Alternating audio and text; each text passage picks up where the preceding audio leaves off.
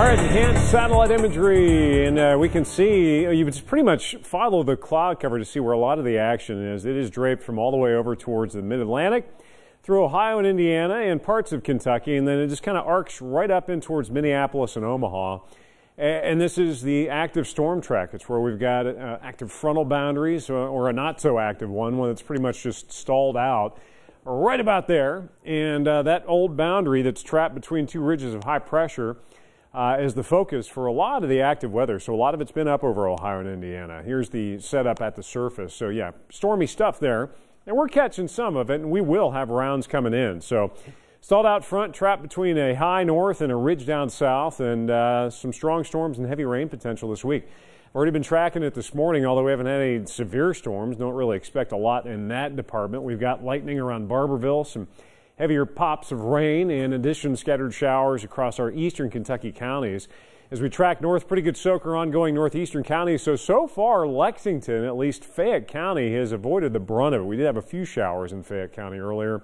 No direct hits on Lexington proper, but you've got another batch coming in across the river and more as you head up towards Indiana. So this is the setup that we're going to see with that boundary up north. We'll just keep having these waves cruising through, some of them impacting us, some of them not so much.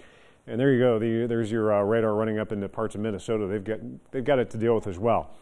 They have popped up the risk. It was a slight risk earlier this morning, an enhanced risk from south of Omaha down through Wichita. That's along a cold front. Here, we're into this marginal risk for severe storms. So I've held the threat index at 0 today. I don't think there's a significant enough threat to have an elevated threat level, but still, you want to watch out. Potential is there for some isolated severe storms, definitely strong storms, and likely some locally heavy rain, some bursts of heavy rain with these showers and storms as they fire into the afternoon. The problem is we're going to have such a hard time shaking these because we're stuck in a stagnant pattern. So here you go, more scattered showers and storms overnight into tomorrow.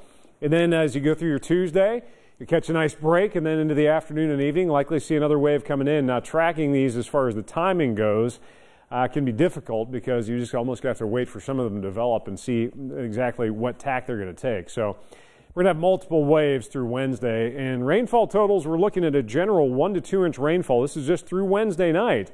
There may be pockets of higher amounts, especially if you have repeated rounds going through the same area.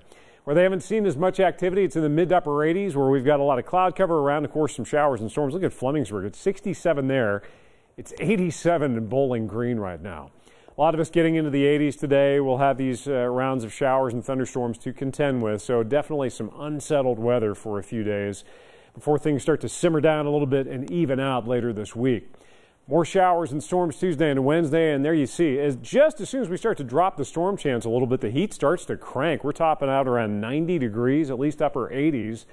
And the good news is we are backing off that storm threat a little bit by the end of the work week, and hopefully quite a bit more heading into the weekend. All right, Tom, thank you very much. Heavy student debt is